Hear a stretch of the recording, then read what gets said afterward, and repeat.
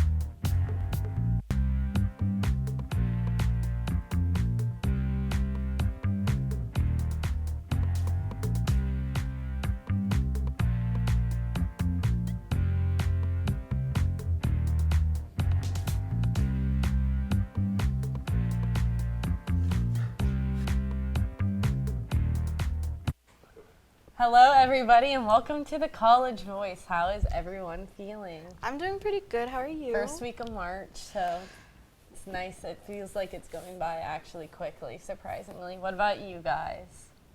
I say this every week, but I'll be better when there's no snow outside. Yeah. There isn't any. There It's a is. little bit. A little bit. There's It so snowed a little some- bit yesterday. It's pretty warm Yeah. out today. Yeah. It's pretty nice. Well, I'm ready for it to be like 70. Yeah, I know. That's warm to me. All right, it is now March, which is also Women's History Month. All of our hosts who identify as women will come together to talk about a woman in their lives who has had a significant impact on them. Whether it be a teacher, mother, sister, historical figure, or a friend, we all have a female role model who has made us stronger. So, who would like to start off our discussion by sharing their role model? I'll go first. My number one, always and forever, will be Beyonce. Anytime I can throw Beyonce into a conversation, I'm gonna do it. I feel like I shouldn't even have to describe. Everybody knows who Beyonce is. We know her work ethic, the just intentionality and the dedication she puts into her gift and the way she shares it with the world is iconic. Always will be. All right, thank you. Anyone else want to go? I'll go. Okay, so this was hard because I don't want to give like the stereotypical like my mom, my grandma. Yeah. Shout out to our moms. Yeah, shout out to moms and grandma. Love you both. But if I had to pick like someone from like Hollywood, I would really say Julie Andrews. I've always loved her. There's something about that woman. I think she's so classy. She's poised. Sound of Music, Mary Poppins, Princess Diaries. Just like she's just a well-rounded woman. She always carries herself like so high, like higher. You know what I mean? So definitely Julie Andrews. I look up to her as a woman.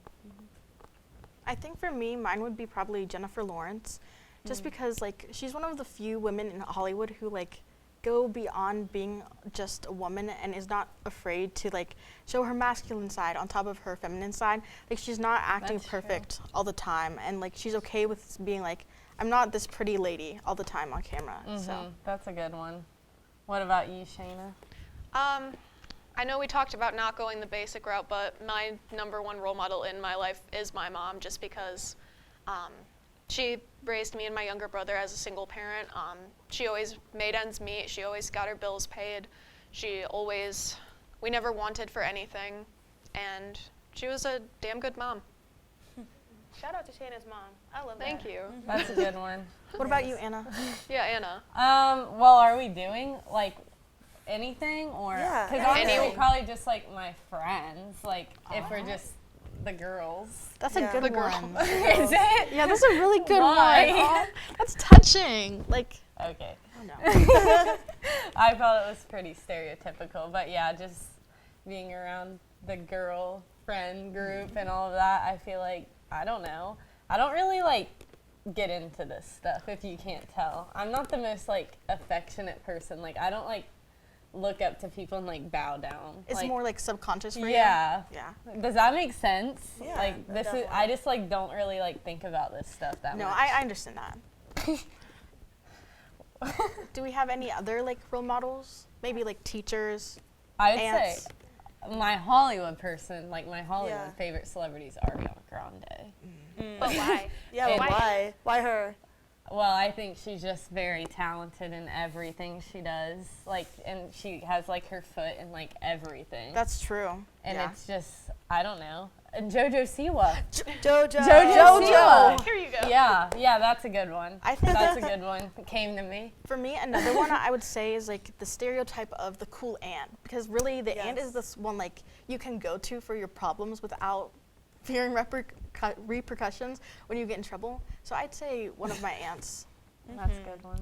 Also, I've always loved Miss Daphne Blake from Scooby-Doo. Yes. She just is like a queen. So I would love to embody her as a person. She's just like sassy, but also classy. Yeah. Miss Daphne. But also like live action Daphne Blake too. And she was also like, she was smart. Like, she Yeah. did a lot to solve those crimes. She and did. She got the job done. She always helped Scooby and the gang. So, so you know. True. That's one I would not have thought of. All right, everyone. Well, we do have to wrap up this conversation. There you have it. We hope that hearing our sources of inspiration has also given you some. And even if you don't identify as a woman, you can still celebrate this month of March by educating yourself and showing appreciation to all the women around you. Happy Women's History Month, everyone. Well, thank you so much. All right, moving to our digital inspirations. Social media has become a business and is filled with advertisements everywhere. So how do we actually feel about the targeted ads? Do you think it's a little creepy how well your phone knows you and what you're interested in? Or do you enjoy getting ads that are targeted at you? Or do you just think it's like too much, too far? I think personally, I think it's too much, like way too much, but not because it knows us so well, but because what else is being done with that information, you know? Because the private companies are buying that information and then selling using it to sell Yeah, their that's products. crazy to 'Cause me. it's not really about user design and like user familiarity where it's tailored to you. It's really just how can we make more money? Not how can we make this easier for a person. I think it's just crazy how personalized like they can be. Like how smart this like technology is like you Yeah. can't even like wrap your mind around it. But I do think it's like clever and is making them money. So I guess where do you draw the line? What do you guys think? That's a great question. I don't know. I think it's kind of like weird. I definitely think it's not that fun or like cool knowing Do that you your not phones click are like. them? Because Say that again? do you not click them? No. Really? Any ad that I get, I'm just like, yeah, no, I'm good. Sometimes you can't trust ads. So Yeah. do you not buy literally anything? I mean, I buy things, but not from an ad. Wow. I definitely don't trust it because you'll see like, especially with, you know, with the rise of TikTok, you'll see things where it's like one product that somebody recommended from 5 different companies that are like selling you this product. You don't know which company to go with. And so it's like, you know, what do you do? So I just don't do it. Yeah. Just point blank period. I don't do it. I mean, I think it's a little creepy, honestly, because like, it's like the idea that it's like, oh, what you've been viewing, and it's like, oh, here's like a specific targeted ad that like tells you like, here's something that you could buy related to what you've been searching for. I think that's honestly like a bit creepy, but I do think it's a little cool because it's like, oh yeah, so you may actually like this product. Yeah. So here's like, you know, maybe an ad that can like give you an idea. If you're not gonna buy from it, it at least could give you like a basic idea of like, oh yeah, so here's something that like you've been looking at. Here's a nice little ad just to maybe give you some ideas. Absolutely. Yeah. I mean, I think it's really smart, but Yeah, like no also doubt, like but- how far is it gonna go? Right. Yeah, like Right. if we talk about like if I say, "Oh, Anna, you love Dunkin' Donuts," No, I I should not get an ad on my phone right now. Yeah, Like that, I know they're not necessarily listening. they are. Okay, maybe they are. They're, but still, like to me, that's. I want to know. Like I do want to find stuff I'm interested in, other people are interested in, but not to that extent. Like I want to be able to Google search it, then have it pop up. Not me talk about it, then have it pop up. I mean, at the end of the day, wouldn't you rather see ads that you're interested in rather than just a random cat food ad? Like, I mean, kinda you like might cats. like cats, but I like mean- I'm saying, like something that you're not interested in, like a basketball. I would think so, but from that from that sense, I would want something that's like it's not where I feel like my phone is listening to my private conversations or anything, you know? If it's like, I think, you know, a great example of that is like YouTube. Well, they'll ask you like, instead of an ad, they'll put like a survey in there and they'll ask you, out of these 4 or 5 things, which would you use or like which would you watch or things like that. That way they're like kind of getting that like kind of sense from it, if that makes sense. Well, we all know how popular the personalized ads have become. But this week, Bella and Anna tried a personalized drink from Dunkin'. Stay tuned for after the break. Dunking? That was on the tele.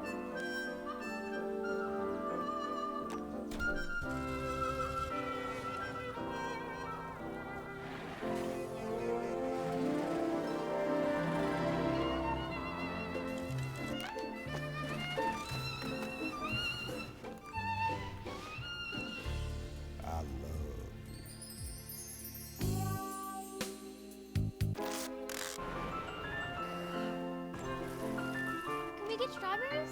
Okay.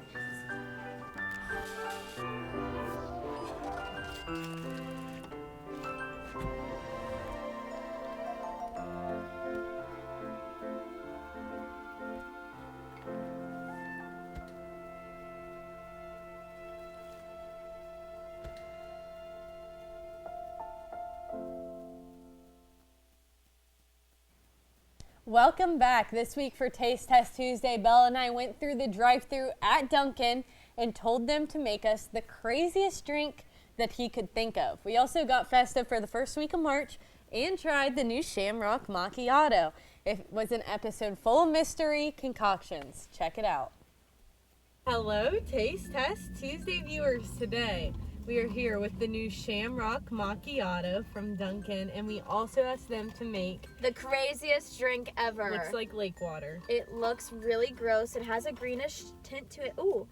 And also like maybe some raspberry syrup. I don't know if you can see it, but there's a little tint. And we also do have the secret recipe right here that we will unveil at the end of that. Yeah, we haven't looked at it, so we don't know what's in this. But he asked us if we wanted it to taste good or if we wanted it to just be whatever, and we said we want whatever. Whatever. Whatever that means. So And then of course a little pup cup for Andy Joel. do we know if the cream on the bottom tastes like I think mint? it's Irish cream. So does it taste like mint or no? I have no idea. We stir. Should we stir? We'll do it without and then we'll stir because Okay. you can't go back. That's good. That's really good. All right, stir. Stir, stir, stir.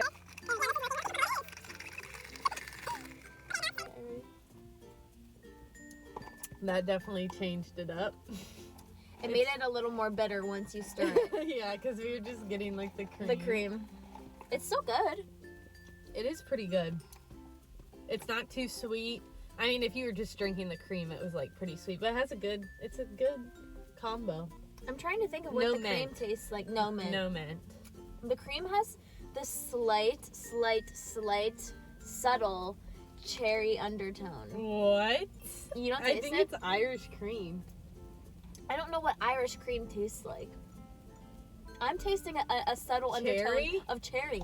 No. What are you tasting? Just like a normal Irish cream coffee. Which is tastes like what? I What don't is- just what is- Irish cream. I I'd don't- probably give that an 8 out of 10.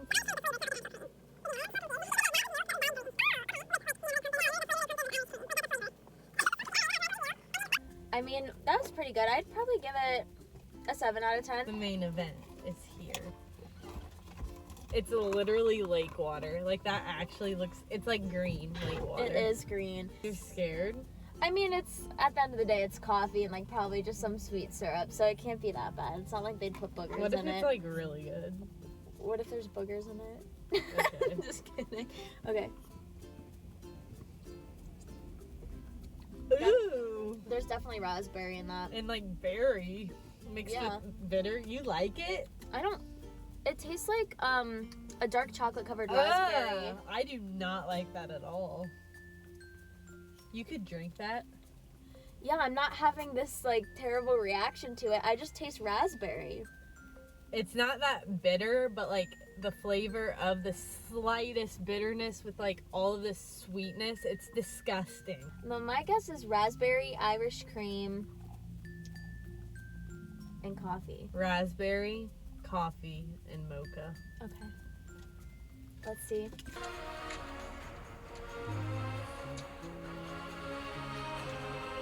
One pump mocha, Oh, you're right. one pump Irish cream, I was right. one pump caramel, Oh. one blueberry shot, Okay.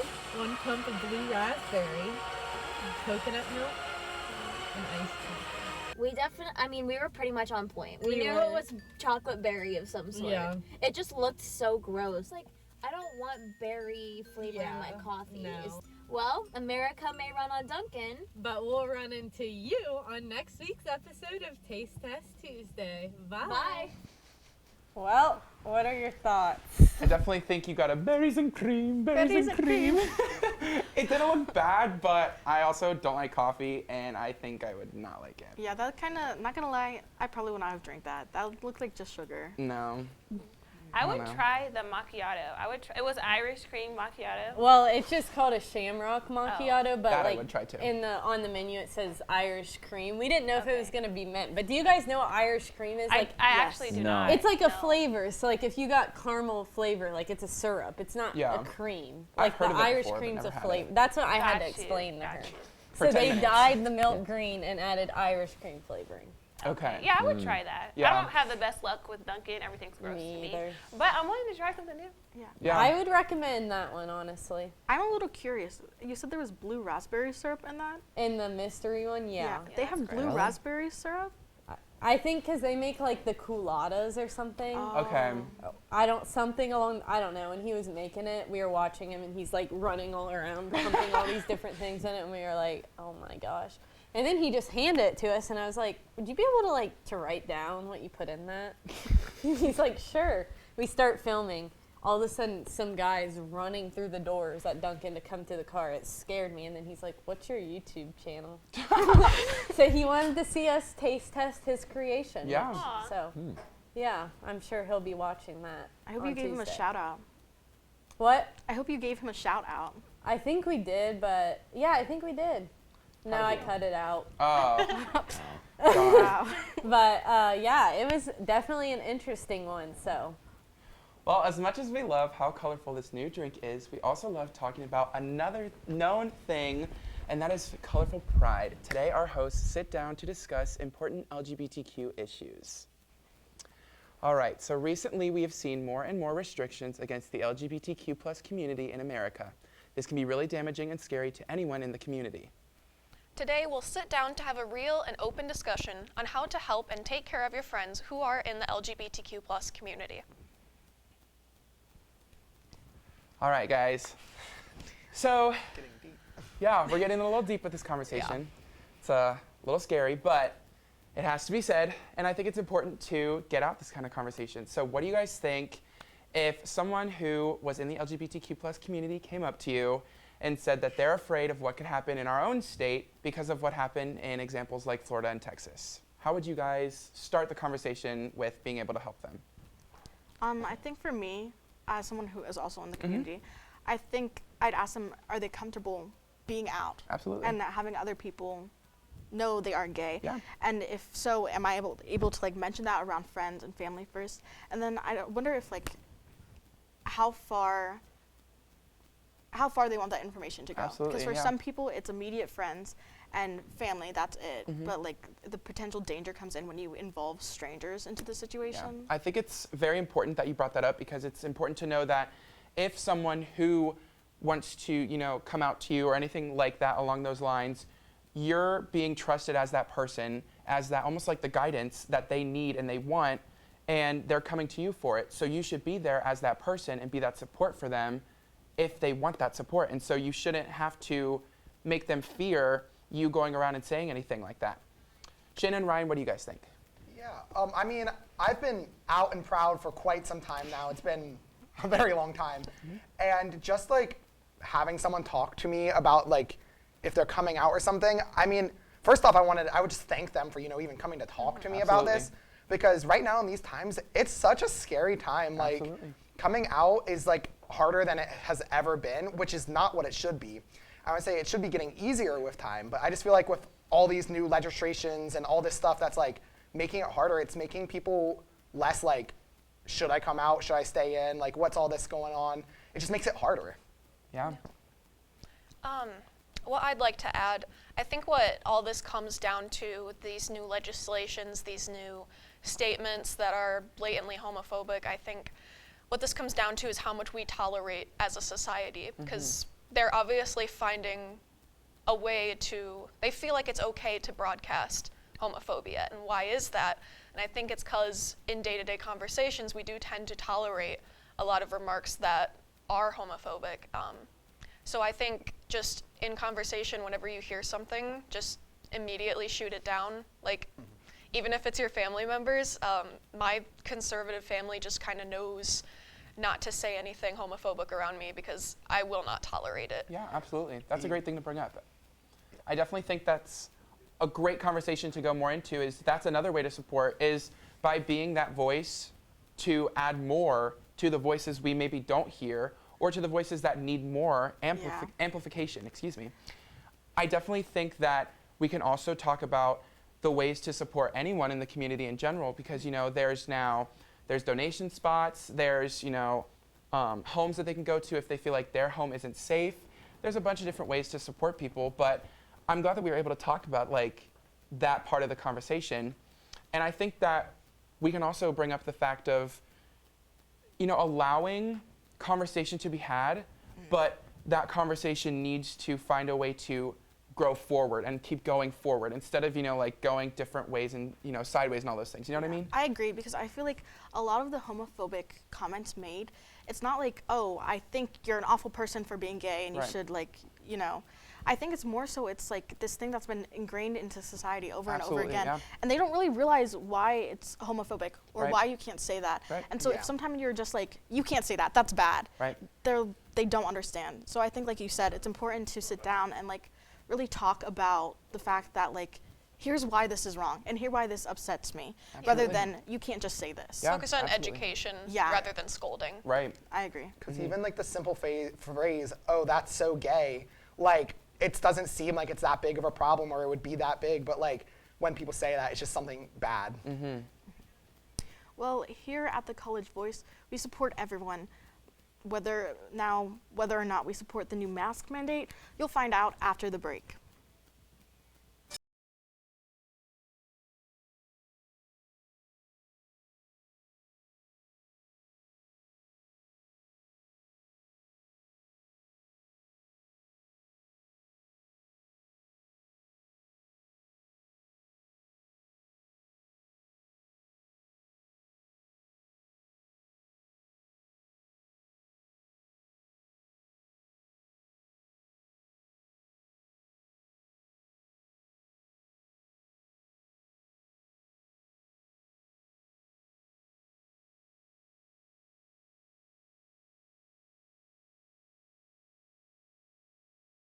Kids will spend 15 minutes watching online videos like this one.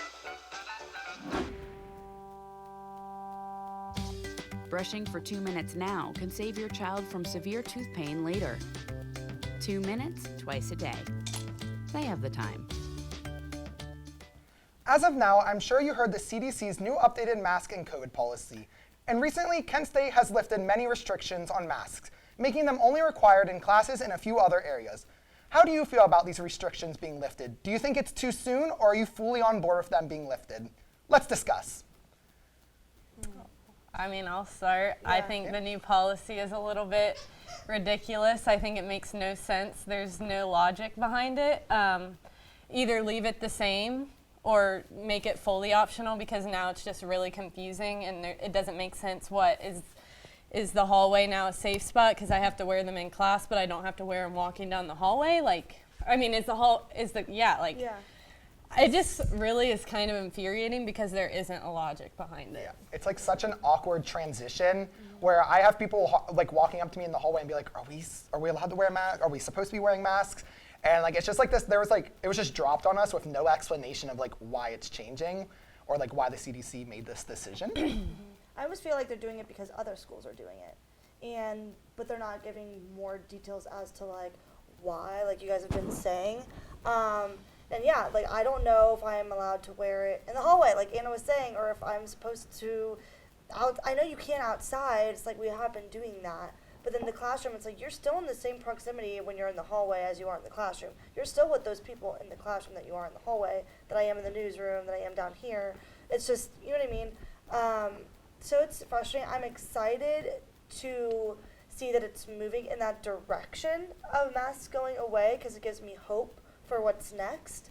But it's also scary of like, oh, is it too soon? Because there still is the virus out there. There are some people that haven't gotten their vaccines. So it's like, and you don't know. They don't even tell us who does and who doesn't. So I kind of think, like, I understand, like, doing it in stages, like, okay, no mask here, no mask here. But I actually think this is, like, some type of compromise that they made with, like, faculty members or, like, professors who aren't comfortable teaching in rooms where people don't have masks on. I think that has a lot to do with it. But we need to start moving on from the feelings thing and start moving on with, like, actual facts. Yeah. But like Gabby, like you said, I'm glad it's moving in that direction. I just think the moment where you allow masks to be optional some places, the harder it will be to enforce it everywhere. Yeah, exactly. Places, yeah. We'll see. The thing that kind of infuriates me is along the fact that I can go to a basketball game with hundreds of people, yell, shout, and then I sit in a classroom where I'm probably not speaking.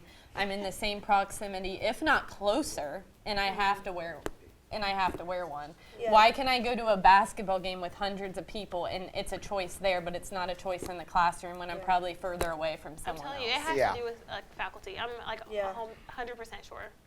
But also at the same time, it's like when there's no logic behind it, that's just when I get like angry. Like It same makes in me the not wanna residence. listen. Yeah. Yeah, like same in the dorms. People don't have to wear masks there anymore, but I would even argue they're in closer contact than they are in the classrooms there. Like they're living with people sharing the same bathrooms. Like, so why do they not have to wear them in the classrooms? But I mean, they have to wear them in the classrooms, but don't have to in the dorms, because like they're closer. Like I would argue. plus in arenas, like Anna was saying, like you're gonna be shouting, you're gonna be screaming, you're gonna be eating. In the classroom, you're not doing any of those things. Yeah. So it's like, I do agree. I think it's because of staff, like Lindsay was saying. Because I know I have professors that are still scared because they're of older age. Mm-hmm. One of my professors is like 65, so like it makes sense why they're worried about the mandates going away. But I think it's also because, you know, cases are down, okay, but then we also have to play into the fact that how many students are actually registering their tests that they were negative, compared to like, let's say I go to like CVS and get a test and I'm negative or positive instead of through the Kent State testing areas. Like that's not charted. They keep saying we have like low cases of COVID like cases, but they're not telling us like the actual statistics of like the numbers. They're just saying like, oh yeah, there's a low amount, but like they won't tell us actual like facts or anything about it, you know? I just think at this point it makes no difference if they're going to remove it in some places, and it makes no difference if I'm wearing one Anywhere. in the classroom Yeah. or wherever they're making them the requirement. I honestly think it's meant to be confusing so people don't know. So people They don't have know been and a they little just quick to- continue to wear them, but it looks like they are moving in the right direction. Yes. But are they? At the end of the day, I'm just happy I don't have to wear a mask at the rec anymore. Yeah. Oh my Yes, gosh. that is That nice. was torturous.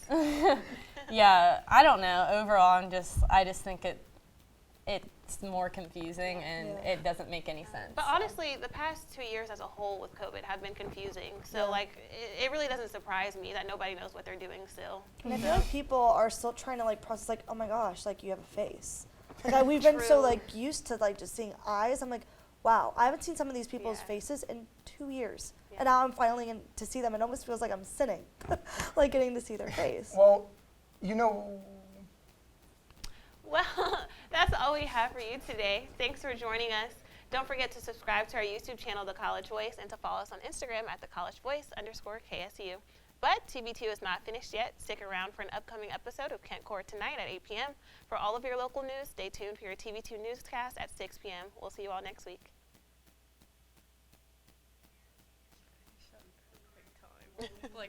I can do this all day. Your moves are just gay. Yes. Using gay to mean dumb or stupid, not cool. Not in my house, not anywhere. It's not creative, it's offensive to gay people. And you're better than that.